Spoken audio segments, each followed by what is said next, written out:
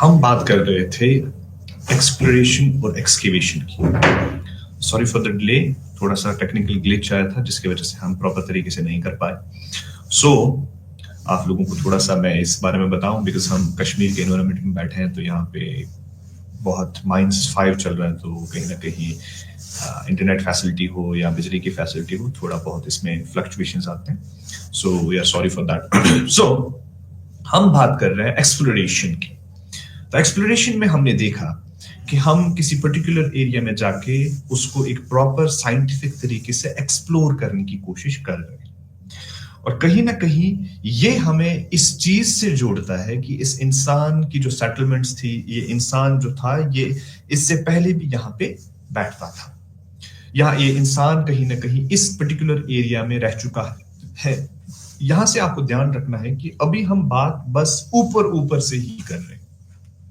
तो मैंने आप लोगों को समझाने की कोशिश की थी कि किस हिसाब से एक्सटेंसिव एक्सप्लोरेशन और किस हिसाब से इंटेंसिव एक्सप्लोरेशन प्रॉपर तरीके से काम करती है। अब हम चलते हैं आगे, और जो ही हमने किसी एरिया में प्रॉपर तरीके से एक्सप्लोरेशन की, अब एक समय आता है कि हमें अब एक्सकेवेट करना है, हमें अब जमीन को खोदना है और जमीन के नीचे क्या चीजें फंसी हुई है, दबी हुई है, उन चीजों को निकालने की कोशिश करेंगे। देखिए, एक्सप्लोरेशन और एक्सकेवेशन में दो इंपॉर्टेंट अंतर है। एक्सकेवेशन के लिए हमें फंडिंग चाहिए, एक्सकेवेशन के लिए हमें एक प्रॉपर ऑब्जेक्टिव चाहिए, एक्सकेवेशन के लिए हमें प्रॉपर एक कंसेप्ट चाहिए कि हाँ, मुझे इस एरिया में एक्सप्लोरेशन एक्सकेवेशन करनी है। अदरवाइज क्या होता है कि मेजॉरिटी समय पे आप देखेंगे, आप यहां से जाके कहीं पे भी जब खोदना स्टार्ट करेंगे तो you will end up with waste. आपको बस आपका समय जाया होता है, आपके फंड जाया होते हैं। तो इसके लिए एक प्रॉपर साइंटिफिक तरीका इस्तेमाल किया जाता है। आजकल बहुत सारी चीजें इसमें ऐड हो चुकी हैं। इसमें एरियल फोटोग्राफी का इस्तेमाल किया जाता है, इसमें आजकल वो इकोस, इसमें आजकल सोनार का इस्तेमाल किया जाता है। इसी तरीके से कुछ ऐसे इक्विपमेंट्स आए हैं जो हमें कंप्यूटर रेडिएशन से या जो हमें प्रॉपर तरीके से साउंड वेव से हमें बता पा रहे हैं कि हाँ, नीचे कुछ चीजें हैं, नीचे कुछ चीजें ऐसे हैं जो जैसे कोई वॉल है, जैसे कोई क्या कहते हैं फॉसिल है, या कुछ ऐसी चीजें। ये सारी चीजें इस्तेमाल करके हम बता पा रहे हैं कि हाँ, यहाँ पे हमें एक्सकेवेट करना चाहिए। तो हम क्या करते हैं, प्रॉपर तरीके से हम एक्सकेवेशन स्टार्ट कर रहे हैं। हम क्या कर रहे हैं कि हम जमीन को अब खोदना स्टार्ट कर रहे हैं। एक्सकेवेशन ऐसा ही नहीं है कि मैंने आपको पहले भी बोला, आप यहां से गए और directly you started excavating from that particular area. आप एक जगह से जाके डायरेक्टली अब आपने खोदना स्टार्ट किया, नहीं।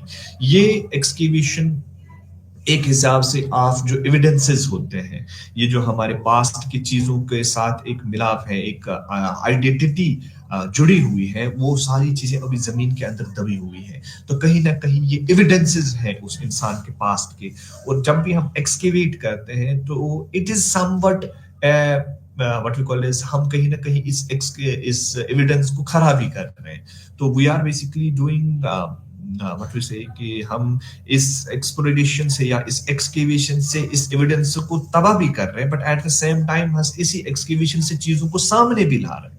तो ये दोनों चीजें हमें ध्यान में रखनी है कि हाँ, हम इस चीज के दौरान जब हम ये खुदाई कर रहे हैं, एक्सकेवेशन कर रहे हैं, इस दौरान हम इस एविडेंस को खत्म कर रहे हैं, तबाह कर रहे हैं, but at the same time इस चीज को पढ़ने से हमें थोड़ा बहुत इंफॉर्मेशन भी मिलता है कि हाँ, यहाँ पे ये था, यहाँ पे ये था, यहाँ पे ये था। तो एक्सकेवेशन ऐसे ही नहीं की जाती है। You have to keep in mind कि मेरे तरफ से एक इतना इंफॉर्मेशन सेट पेश हो कि मैं प्रॉपर तरीके से बता पाऊं कि यहाँ पे क्या हो रहा है, क्या नहीं हो रहा था, किस चीज से ये था। जैसे फॉर एग्जांपल हम एक सिंपल से एग्जांपल लेते हैं। मैंने 5 किस्म के कॉइन्स लाई, 5 रुपीज, 10 रुपीज, 20 रुपीज, 50 रुपीज, ये कॉइन्स है मेरे पास।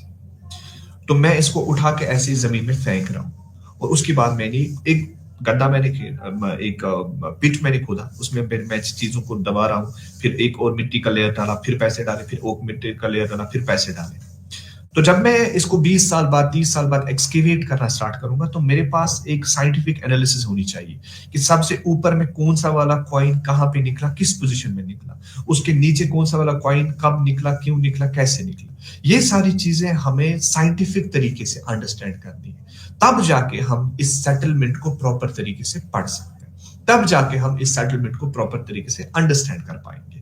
तो यही हमारे लिए इंपॉर्टेंट है कि जब भी हम एक्सकेवेशन करें, चाहे जो भी चीजें हम इस्तेमाल कर रहे हैं, हम ब्रशेस इस्तेमाल कर रहे हैं, हम शावल्स इस्तेमाल करते हैं, हम छोटे छोटे वो पेंट ब्रशेस इस्तेमाल करते हैं, फोर्सेप्स इस्तेमाल करते हैं, इवन कि हम एक क्या कहते हैं अलग सेट बनाते हैं चीजों को, जिससे हम माइन्यूट तरीके से, प्रॉपर तरीके से, बहुत ही डेलिकेट तरीके से चीजों को एक्सकेवेट करना स्टार्ट कर रहे हैं। और ये भी हमें याद रखना चाहिए कि जब भी हम एक्सकेवेशन स्टार्ट करते हैं तो it's not the work of just 2 days, ये 2 दिन में ही नहीं कंप्लीट होती या 4 दिन में नहीं कंप्लीट होती। We have a proper excavator, we have a proper team जो इसके ऊपर प्रॉपर तरीके से काम करती है।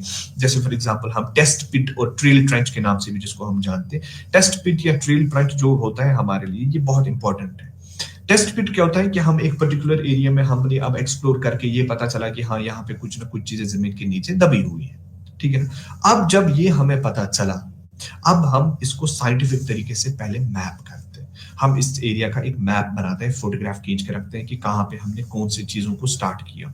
उसके बाद हम एक टेस्ट पिट करते हैं। टेस्ट पिट करने से पहले हम ग्रिड करते हैं। ग्रिड में क्या होता है, हम इस एरिया को प्रॉपर ग्रिडिंग में लेके आते हैं, ठीक है ना। जजन पॉइंट जो भी हमारे पास होते हैं उसको हम ऐसे करके रेक्टेंगुलर पोजीशन में हो या विद प्रॉपर लिगमेंट्स या प्रॉपर आइडियोलॉजीज में हम ये क्या कहते हैं कि हम एक प्रॉपर एविडेंस खोजने के लिए कहीं ना कहीं हम इस जमीन को, इस एरिया को पहले प्रॉपर रेक्टेंगुलर शेप्स में या स्क्वायर शेप्स में इनको पहले कन्वर्ट करते हैं।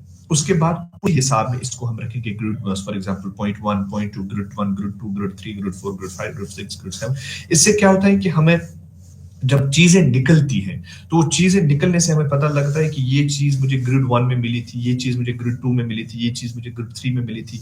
या हम कभी कभार क्या करते हैं, हमारे पास हॉरिजॉन्टल एक्सकेवेशन भी होती है और हमारे पास वर्टिकल एक्सकेवेशन भी होती है। हॉरिजॉन्टल एक्सकेवेशन मींस हम क्या करते हैं, हम एक जगह पे खोदते हैं और फिर सामने चले जाते हैं, सीधे हॉरिजॉन्टल पोजीशन में चले जाते हैं। इससे हमें बहुत एरिया कवर अप होता है।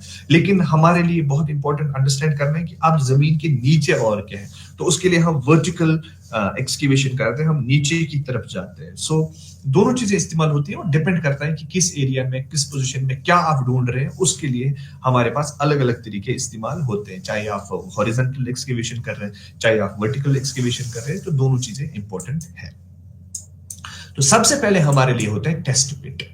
टेस्ट पिट में हम क्या करते हैं, हम चीजों को अंडरस्टैंड करने के लिए या इस एरिया को अंडरस्टैंड करने के लिए या इस एरिया का स्ट्रेटिग्राफी अंडरस्टैंड करने के लिए एक टेस्ट पिट खोदते हैं। एक प्रॉपर, उसके लिए प्रॉपर कोई हार्ड एंड फास्ट रूल नहीं है कि ये इतना बाय इतना होना चाहिए, जितना आपको मन कर रहा है उतना आप खोद सकते हैं। एक test trench most of the times आप वर्टिकल डिगिंग की करते हैं, तो आप नीचे चले जाते हैं। इससे आपको आइडिया मिलता है कि कोई चीज मिल रही है कि नहीं मिल रही है। अगर मिल रही है तो फिर हमें और एक्सकेवेशन आगे लेके जानी चाहिए, अगर नहीं मिल रही है तो हमें इसके ऊपर और गौर फिक्र करना पड़ेगा कि हाँ क्या हमें आगे लेके जाना पड़ेगा या नहीं लेके जाना पड़ेगा। सो हमारे लिए ये दोनों चीजें अंडरस्टैंड करना बहुत इंपॉर्टेंट है कि टेस्ट पिट में जो चीजें मिल रही है, टेस्ट पिट में या ट्रेल ट्रैक जो दिया जाता है, इससे हमें पता लग रहा है कि हाँ कुछ चीजें तो नीचे है, या कोई पोट्री मिली या कोई हाँ स्ट्रेटिग्राफिक आइडियाज भी हमें मिलते हैं कि इस एरिया के स्ट्रेटिग्राफीज कैसे हैं, इस एरिया के क्या पैटर्न्स है, सॉइल प्रोफाइल कैसे है, कौन सी चीजें कहाँ पे फंसी हुई है, क्या चीजें हैं, ये सारी चीजों को हम अंडरस्टैंड करने की कोशिश कर रहे हैं। उसके बाद फिर होता है excavation of the large area. हम फिर पूरे बड़े एरिया में एक्सकेवेशन करना स्टार्ट कर रहे हैं और एक्सकेवेशन में हम बहुत तरीके इस्तेमाल करते हैं। हम पहले प्रॉपर मैपिंग कर रहे हैं, प्रॉपर मैपिंग के बाद इसको ग्रिड सिस्टम में डिवाइड करते हैं। उसके बाद 1A 1B 1B 1 2 उस तरीके से प्रॉपर तरीके से आराम से चीजों को बहुत ही माइन्यूट डिटेल्स को पढ़ के हम छोटी छोटी चीजों को निकाल के आस्ता, बिकॉज कहीं को बाद बीड्स भी निकल सकते हैं, कभी कभार दांत भी निकल सकते हैं, एज ए फॉसिल पॉटरीज भी निकल सकती हैं। तो हमें वो चीजें खराब ना हो, वो चीजें वो एविडेंसेस खराब ना हो, उसके लिए हम क्या करते हैं, मोस्ट ऑफ द टाइम्स हम ये एक्सकेवेशन को बहुत ही डेलिकेट तरीके से और बहुत ही प्रॉपर तरीके से इस्तेमाल करते हैं।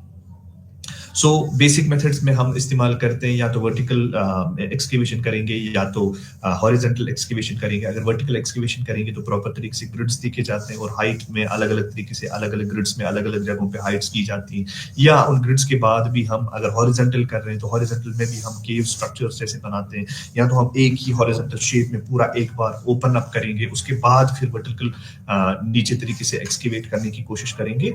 ये हमारे लिए बहुत इंपॉर्टेंट है। इक्विपमेंट्स में आप लोगों को पता ही है, हमारे पास प्रॉपर शॉवल्स इस्तेमाल होते हैं हमारे पास, क्या कहते हैं, we need brushes, we need forceps, we need small pins, we need brushes, we need kind of क्या कहते हैं, हम कुछ पिक्स भी हमारे इस्तेमाल होते हैं, बहुत छोटी छोटी चीजें इस्तेमाल होती हैं ताकि हम चीजों को डेलिकेट तरीके से, पानी का निकालना भी बहुत इंपॉर्टेंट। कभी कभार क्या होता है, जैसे आप लोगों ने क्या कहते हैं, बहुत सारी ऐसी एक्सकेवेशंस की गई जहाँ पे जो सॉइल प्रोफाइल है 4 फुट 5 फुट के बाद ही हमारे पास पानी आ जाता है, तो वो पानी को पहले निकाला जाता है, उसके बाद और एक्सकेवेशन की जाती है ताकि पानी से कोई चीज खराब ना हो या हमारे ही इस इक्विपमेंट को चलाने से कोई चीज खराब ना हो। तो ये सारी चीजें, देयर आर सर्टेन फॉसिल्स जिनके हमारे पास बस दांत मिले हैं, तो बड़े एक्सकेवेशन साइट से हमारे पास बस दांत नहीं मिले हैं या कुछ छोटी छोटी बोन्स मिले हैं।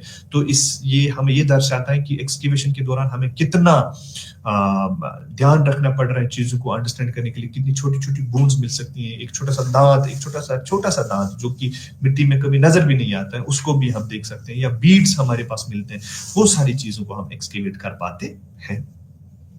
रही बात कंजर्वेशन और प्रिजर्वेशन ऑफ दिस ऑब्जेक्ट्स की, जो भी हम कर रहे हैं, देखिए अगर हम ओवरऑल अंडरस्टैंड करें तो we are basically degrading the evidences when we are excavating the situation. जब भी हम एक्सकेवेट करते हैं, कहीं ना कहीं हमारे इस एक्सकेवेशन से एविडेंसेस खराब ही होती हैं, बिकॉज जो ये अपने उस पोजीशन में थे, जिस तरीके से है, उसी तरीके से हम प्रॉपर नहीं पढ़ पाएंगे, बिकॉज जमीन के नीचे है, तो हमें कोई भी ऐसा क्या कहते हैं, अभी प्रूव नहीं है, कोई ऐसी टेक्नोलॉजी नहीं है जो कि हम ऊपर से ही देखें विदाउट एक्सकेवेशन ही बता पाए कि कहाँ पे कौन सी चीज है, कितनी डेप्थ है, ये सारी चीजें देखी जाती हैं। तो इससे हमें कोई प्रॉपर इंफॉर्मेशन सेट सामने नहीं आता है, बट हम इतना कर सकते हैं कि हम प्रॉपर तरीके से ये चीजों को प्रिजर्व करते हैं। जैसे अगर आप देखेंगे एंटिक्वेरियन जो हमारे लोग थे, जो अपने मजा या अपने शौक के लिए चीजों को सेव करके रखते थे, अपने घरों में रखते थे, वहां पे आप देखेंगे कि चीजों को वो सेव तो कर पा रहे थे, बट उनमें वो प्रॉपर आइडियाज नहीं थे कि ये कहाँ पे क्यों इस्तेमाल होता था, कैसे इस्तेमाल होता था, वो हिस्टोरिकल कंपोनेंट हमें नहीं दे पा रहे हैं। हाँ, चीजों को वो सामने रख रहे हैं कि हम बोल रहे हैं कि ये एक एंटीक पीस है, ये एक बहुत पुराना चीज है, लेकिन हम ये नहीं बता पा रहे हैं कि ये कब हुआ, कैसे हुआ, ये कौन इस्तेमाल करते थे, ये इससे क्या फायदा उठा रहे थे, ये ऐसे क्यों कर रहे थे। ये सारी चीजों का बहुत हमारे लिए इंपॉर्टेंस रहती है। तो कहीं ना कहीं जब भी हम चीजों को निकाल रहे हैं, एक्सकेवेट कर रहे हैं, हमने ये जहन में रखना है कि ये कैसे, कहां पे था, किस हिसाब से था, इससे हमें इंफॉर्मेशन पता लगती। तो जैसे फॉर एग्जांपल अगर आप देखेंगे हड़प्पन सिविलाइजेशन की बात करते हैं, आपने ग्रीनरीज के बारे में बात देखी होगी। ग्रीनरीज को जब एक्सकेवेट किया गया तो ग्रीनरीज के अंदर कुछ चावल देखे गए, ग्रीनरीज के अंदर कुछ चीजें रखी गई। उसके बाद अगर हम ऐसे ही जाके उसको देखते कि हम बोलते यार ये चावल यहाँ पे रखते थे, लेकिन जब पूरा सेटलमेंट एक्सकेवेट किया गया तब हमें पता चला कि ये वो जगह है जिस जगह पे ये चीजों को सेव करके रखते थे, ये वो जगह है जिस जगह पे ये ग्रीनरीज में या अपने ये जो ग्रेट बाथ्स थे, उन ग्रेट बाथ्स में वो कैसे काम करते थे, वो ग्रेट बाथ्स कैसे वर्कआउट करते थे। ये सारी चीजें हम तब पता लगा सकते हैं जब हम प्रॉपर तरीके से इस चीज को एक्सकेवेट करें। आगे चलते, उसके बाद आता है interdisciplinary approach of the archaeological anthropology. ये आर्कियोलॉजिकल एंथ्रोपोलॉजी इंटरडिसिप्लिनरी कैसे है, मैंने आपको परसों भी समझाया कि किस हिसाब से archaeology as a separate branch बहुत सारी चीजों के बारे में बात करता है, बहुत सारी ऐसी चीजों के बारे में बात करता है। जैसे फॉर एग्जांपल हम जियोलॉजिकल टाइम स्केल को लेके इस्तेमाल करते हैं, हम हिस्टोरिक पर्सपेक्टिव्स को देखते हैं, और फिर कहीं ना कहीं हम आर्कियोबॉटनी, आर्कियोजोलॉजी या जू आर्कियोलॉजी जिसको हम पढ़ते हैं कभी कभार, ये सारी चीजें भी हमें इंपॉर्टेंट थी हैं आर्कियोलॉजी में अंडरस्टैंड करने के लिए।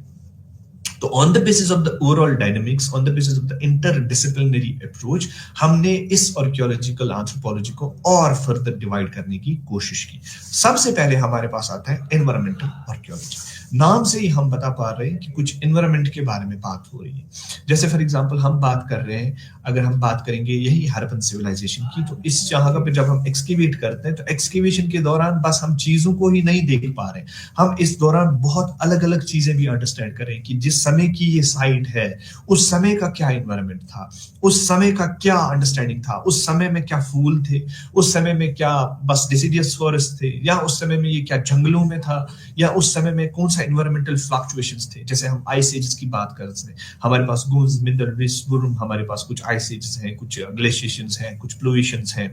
इसी तरीके से ये सारी चीजें कब हुई, ये जो साइट है, ये जो सेटलमेंट है, ये जो आर्टिफैक्ट है, ये कब इस्तेमाल होता था, उस टाइम पे क्या एनवायरमेंटल कंडीशंस थे, या उस समय के क्या एनवायरमेंटल कंडीशंस थे, आज हमारा क्या एनवायरमेंटल कंडीशन था, उस समय पे इंसान कौन सी चीजें खाता था, ये सारी चीजें हम अंडरस्टैंड करते थे एनवायरमेंटल आर्कियोलॉजी से। जैसे फॉर एग्जांपल हड़प्पन सिविलाइजेशन को जब हम एक्सकेवेट करते हैं तो इसी समय पर हम बता पा रहे हैं कि ये एक क्या कहते हैं, एक प्रॉपर वेल फर्टाइल लैंड था। फर्टाइल लैंड में ये ऐसे ऐसे चीजें इस्तेमाल करते थे, ट्रेड्स इस्तेमाल करते थे, ग्रेनरीज, सॉरी, ये प्रॉपर तरीके से एग्रीकल्चरल अप्रोच इस्तेमाल इनका क्या था, कौन से एग्रीकल्चर में ये क्या क्या चीजें इस्तेमाल करते थे, कौन से गेहूं उगाते थे, चावल उगाते थे, मेज उगाते थे, क्या क्या चीजें उगाते थे, कहाँ पे उगाते थे, और एनवायरमेंटल फ्लक्चुएशंस कैसी थी, क्या बारिश कब हो रही थी, कब नहीं हो रही थी, ये सारी चीजें भी देखनी पड़ती है। और इसीलिए इसका बहुत इंपॉर्टेंट रोल है हमारे ओवरऑल आर्कियोलॉजी में या आर्कियोलॉजिकल एंथ्रोपोलॉजी में। जब भी हम साइट्स को देख रहे हैं, जैसे फॉर एग्जांपल निंदरथिलंस की जब हम बात करते हैं, जो हमारा एक फॉसिल है,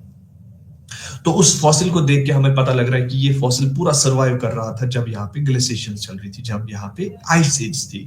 तो वो कैसे पता चला? बिकॉज जब हमने प्रॉपर तरीके से क्या कहते हैं, सॉइल प्रोफाइल को, geological understanding, geographical understanding, at the same time geological time scale को अंडरस्टैंड करके, फिर फॉसिल्स को स्ट्रेटिग्राइव करके, ये सारी चीजों को मिला के हमारे पास जो अप्रोच सामने आता है, जो आइडियोलॉजी सामने आती है, तब जाके हमें पता लगता है कि यस, ये इंपॉर्टेंट है हमारे आर्कियोलॉजिकल एंथ्रोपोलॉजी के लिए।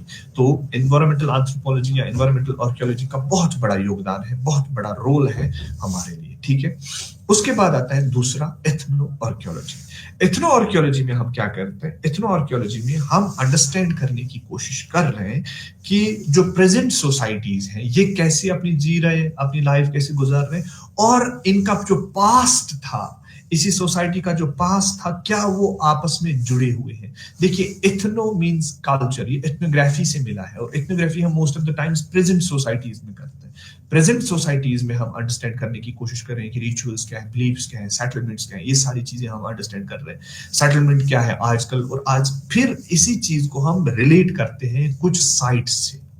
जैसे फॉर एग्जाम्पल हमारे पास बकरवाल कम्युनिटी है, और बकरवाल कम्युनिटी उसी एरिया से ट्रैवल करते हैं जिस एरिया में हमें नियोलिथिक साइट्स मिले हैं, जो कि कश्मीर की मैं बात कर रहा हूं। तो कहीं ना कहीं जब हम इस अप्रोच को देख रहे हैं कि ये जो बकरवाल कम्युनिटी है आजकल कौन से टूल्स और टेक्निक्स इस्तेमाल कर रहे हैं, कौन से टूल्स और टेक्निक्स अभी दे रहे हैं या इस्तेमाल कर रहे हैं, या इनका जो सेटलमेंट है वो कैसे होता है, ये कैसे अपनी लाइफ गुजार रहे हैं, तो उनको लेके हम डायरेक्टली एक एनालॉजी बनाना स्टार्ट कर रहे हैं कि किस हिसाब से ये नियोलिथिक सेटलमेंट से ही आगे बढ़े हैं। So this is just the transcript after the Neolithic site. ये वही नियोलिथिक लोग हैं जो यहाँ पे थे, अब इन्हीं लोगों को फिर लास्ट में बकरवाल्स बने। I am just giving an idea. तो we are basically using that analogy और डायरेक्ट हिस्टोरिकल कंटेक्स्ट कि हाँ, ये तो असल में बिकॉज इनका जो एथनोग्राफिक पर्सपेक्टिव हमें सामने आ रहे हैं, और वहां पे जो नियोलिथिक पर्सपेक्टिव सामने आ रहे हैं, जहां वहां पे हमने जो साइट्स निकाली हैं, वहां से हमारे पास जो इंफॉर्मेशन सेट सामने आया है, उस इंफॉर्मेशन सेट को आजकल के एथनोग्राफीज के साथ मर्ज किया जाता है, और वहां से हमें जो इंफॉर्मेशन मिलती है हम बता पा रहे हैं yes, there is a connection, there is a direct analogy of that particular society, that particular site with these of the people जो कि अब सर्वाइव कर रहे हैं। तो ये हमें एक आइडिया दे रहे हैं कि ये कहीं ना कहीं इन लोगों का और इन लोगों का आपस में मिलाप है, कहीं ना कहीं इन लोगों का आपस में जुड़ाव है। तो ये चीजें भी हमने अंडरस्टैंड करनी चाहिए। तो कुछ एग्जाम्पल जो मैंने आप लोगों को बोला, बकरवाल कम्युनिटी को हम नियोलिथिक के साथ अटैच कर रहे हैं। इसी तरीके से हम कभी कभार क्या करते हैं, आजकल के कम्युनिटीज जो कश्मीरी कम्युनिटीज में आप देखेंगे, इनका एथनोग्राफिक बना के फिर कुछ साइट्स जो कि ईरान, अफगान या आर्यन साइट्स जो हमारे पास है, उन साइट्स के साथ मैच किया जाता है कि कहीं उनका और इनका आपस में जोड़ तो नहीं है, कहीं कुछ इतना आर्कियोलॉजिकल अप्रोचेस तो नहीं है जो ये इनको आपस में जोड़ रहे हैं। क्यों? वजह है कि इनको हम जो इनके जो फेशियल रिकॉग्निशंस हैं, इनके जो क्लासिफिकेशन में जब हम रेशियल क्लासिफिकेशन या एथनिक क्लासिफिकेशन की बात कर रहे हैं, ये सारी चीजें कैसे उन लोगों के साथ अटैच हो रही है, क्या ये वहां से ट्रैवल करके यहाँ पे आए, किस हिसाब से एक मैच बनता है। स्लिक रूट पे आप देखेंगे जितने भी साइड स्लिक रूट से हमारे पास मिले, उन लोगों का इंफॉर्मेशन सेट और इन लोगों का इंफॉर्मेशन सेट आपस में जोड़ा जाता है, और उसके बाद फिर हमारे पास इंफॉर्मेशन बन जाती है कि yes, there can be this kind of information, this kind of information, ठीक है ना। उसके बाद आता है एक्सपेरिमेंटल आर्कियोलॉजी। एक्सपेरिमेंटल आर्कियोलॉजी आप लोगों को सिंपल से मैं अंडरस्टैंड कराता हूं। जब हम नॉर्मल तरीके से चीजों को अंडरस्टैंड कर रहे हैं, मैं आर्कियोलॉजी में पढ़ रहा हूं, प्रैक्टिकल आर्कियोलॉजी या मैं थ्योरेटिकल आर्कियोलॉजी में पढ़ रहा हूं कि ये टूल्स ऐसे बनाते थे, ये टूल्स ऐसे बनाते थे, और ये ही चीज हम फिर एक्सपेरिमेंटल आर्कियोलॉजी में सिखाते हैं कि वो टूल अगर वो फ्लेक टेक्निक है तो ये फ्लेक टेक्निक कैसे फ्लेक टेक्निक है। तो हम टूल्स को एक्सपेरिमेंटल तरीके से बच्चों को सिखाते हैं कि ऐसे फ्लेक टूल्स बनाते हैं, ऐसे ग्राइंड किया जाता है, ऐसे तरीके से, ऐसे फॉर एग्जांपल कंस्ट्रक्शन वो कोई किसी मकान का बना रहा है, उन लोगों की जो केव कंस्ट्रक्शन थी वही कंस्ट्रक्शन हम आज बना रहे हैं। तो यहाँ पे कुछ लोगों का ये मानना भी है कि क्या हम ये जो एक्सपेरिमेंटल आर्कियोलॉजी में पढ़ रहे हैं, चीजों को अंडरस्टैंड कर रहे हैं कि हाँ ये ऐसे टूल्स कर रहे थे, ऐसे टूल्स कर रहे थे, are they exact in that scenario की जिस तरीके से हम बना रहे हैं, उस टाइम का क्या रहा होगा, आज का टाइम का क्या सिनेरियो है। हम ये एक्सपेरिमेंटल में बताने की कोशिश करें कि जब भी हम चीजों को पढ़ें या पढ़ाएं इन आर्कियोलॉजी, जैसे फॉर एग्जांपल टूल्स या टेक्निक्स जो भी, हम इसमें किसी भी मॉडर्न इक्विपमेंट का इस्तेमाल ना हो, किसी भी मॉडर्न टेक्नोलॉजी का इस्तेमाल ना हो। और हमें ये भी पहले अंडरस्टैंड करना होता है कि जिस समय की ये साइट है, उस टाइम उस साइट का क्या एडवांसमेंट था in scientific knowledge, in technological knowledge, उस साइट उन लोगों का क्या टेक्नोलॉजिकल अपलिफ्टमेंट था, उन लोगों का क्या अंडरस्टैंडिंग थी टुवर्ड्स द टेक्नोलॉजी, टेक्नोलॉजी किस पोजीशन पे थी, टेक्नोलॉजी कितनी ज्यादा थी, कम थी या ज्यादा थी तो कितनी ज्यादा थी, क्या ये स्टोन टूल्स इस्तेमाल करते थे, क्या ये क्या कहते हैं आयरन टूल्स इस्तेमाल करते थे या ब्रोंज टूल्स इस्तेमाल करते थे, ब्रोंज टूल्स भी कैसे बनाते थे, क्या ये पूरा स्मेल्टिंग करते थे, पूरा मेल्ट करते थे उसके बाद बनाते थे, या it was just the hammering ये इस्तेमाल करते थे। तो ये सारी चीजों को पहले अंडरस्टैंड किया जाता है और सिनेरियोज को देखा जाता है, और सिनेरियोज को देख के उसके बाद then we came to understand कि हाँ यहाँ पे इस चीज में ये हो सकता है, हम ऐसे ये एक्सपेरिमेंटाइज कर सकते हैं कि हम ये टूल्स ऐसे बना पाएंगे, ये फ्लेक टूल्स जो हम बना रहे हैं वो कहाँ पे इस्तेमाल करते थे, या वो कैसे इस चीज को बनाते थे, या उनके पास जो स्टोन टूल्स अवेलेबल थे या स्टोन्स अवेलेबल थे, जो मटेरियल अवेलेबल था वो यहाँ पे हमारे पास अवेलेबल है कि नहीं, हमें उसी मटेरियल से उसी चीजों को बनाने की कोशिश करनी चाहिए। और वी शुड नॉट यूज, आजकल जब भी हम टूल टेक्नोलॉजी का या टूल टाइपोलॉजी को पढ़ाते हैं तो मोस्ट ऑफ द टाइम्स हम बच्चों को सिखाते हैं कि ये टूल ऐसे बनाया जाता है, बट यूजिंग लेदर ग्लव्स, हम हाथ में लेदर ग्लव्स को इस्तेमाल करके, यहाँ से हम हाथ में एक प्रॉपर हथौड़ा लेके, ये सारी चीजें लेके हम बच्चों को टूल्स बनाना सिखा रहे हैं। लेकिन कहीं ना कहीं एक्सपेरिमेंटल तरीके से जब आप देख रहे हैं, you are not copying the same technique that the guy was using, आप वही प्रॉपर तरीके से इस्तेमाल नहीं कर रहे हैं जो वो बंदा इस्तेमाल करता था। You are just trying to make things like that, आप उस चीज को देख के उसी चीज के जैसे बनाना को इस्तेमाल कर रहे हैं। जैसे फॉर एग्जांपल अगर उसने ऐसा एक टूल हमारे जमीन से मिला है और इस टूल को देख के मैं सेम एक ऐसा ही टूल बना रहा हूं, तो I am not using the same process जो उसने इस्तेमाल की थी। मैं क्या करता हूं, इसको देख के एक क्लोन बनाता हूं। तो ये कुछ एक्सपेरिमेंटल एग्जांपल्स हैं जो हमने अंडरस्टैंड करने चाहिए। We need to properly investigate, properly understand and properly understand all these processes जो भी हम एक्सपेरिमेंटल आर्कियोलॉजी में पढ़ते हैं। उसके बाद जब भी हम हमारा दूसरा जो ब्लॉक 2 स्टार्ट हो रहा है, जिसमें हम क्या कर रहे हैं, प्रॉपर तरीके से अब कोशिश कर रहे हैं कि हम फंडामेंटल्स पढ़े इस आर्कियोलॉजिकल एंथ्रोपोलॉजी की, कुछ बेसिक्स पढ़े इस आर्कियोलॉजिकल एंथ्रोपोलॉजी की। और बेसिक्स में हमारे लिए बहुत इंपॉर्टेंट चीजें हैं। एक है हमारे पास डेटिंग मेथड्स। डेटिंग मेथड होता क्या है बेसिकली, हमने ये ब्लॉक 2 आज स्टार्ट किया। ब्लॉक 2 में हम क्या करेंगे, we will talk about the dating methods जो ये इस्तेमाल कर रहे हैं। असल में dating in archaeology is very important. Dating किस चीज को कहते हैं, डेटिंग होती क्या है, और ये डेटिंग में हम अंडरस्टैंड क्या करते हैं, डेटिंग में हम पढ़ने की कोशिश क्या कर रहे हैं। अगर आप लोगों को कोई भी चीज जमीन के नीचे से मिली और इस चीज को अब हमने देखना है कि ये कितना पुराना है और ये चीज किसके साथ वाबस्तगी में है, तब जाके डेटिंग मेथड्स का बहुत इंपॉर्टेंट रोल आता है। तो डेटिंग से हम प्रॉपर तरीके से एक क्रोनोलॉजी एस्टैब्लिश कर पाएंगे कि पहले ये था, उसके बाद ये था, उसके बाद ये था, उसके बाद ये था। जैसे फॉर एग्जांपल मैंने आप लोगों को 3H सिस्टम के बारे में पढ़ाया, और 3H सिस्टम में हमने देखा कि सीजे थॉमसन ने क्या किया, ही यूज्ड द क्रोनोलॉजिकल ऑर्डर। उसने पहले पेलियोलिथिक को रखा, फिर मेसोलिथिक को रखा, फिर नियोलिथिक को रखा, फिर आयरन एज, फिर ब्रोंज, व्हाटएवर इट इज, उसके बाद उन चीजों को रखा। तो कहीं ना कहीं हमारे पास एक क्रोनोलॉजिकल ऑर्डर आ जाता है। We are talking about the different segments, the different series of the situations, the different series of the equipments और artifacts that we are talking about.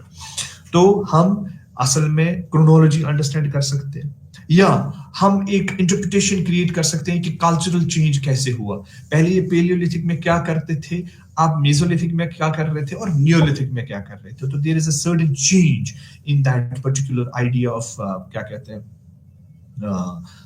Culture पहले ऐसा था, फिर ऐसा है, फिर ऐसा है, फिर ऐसा है, फिर ऐसा है।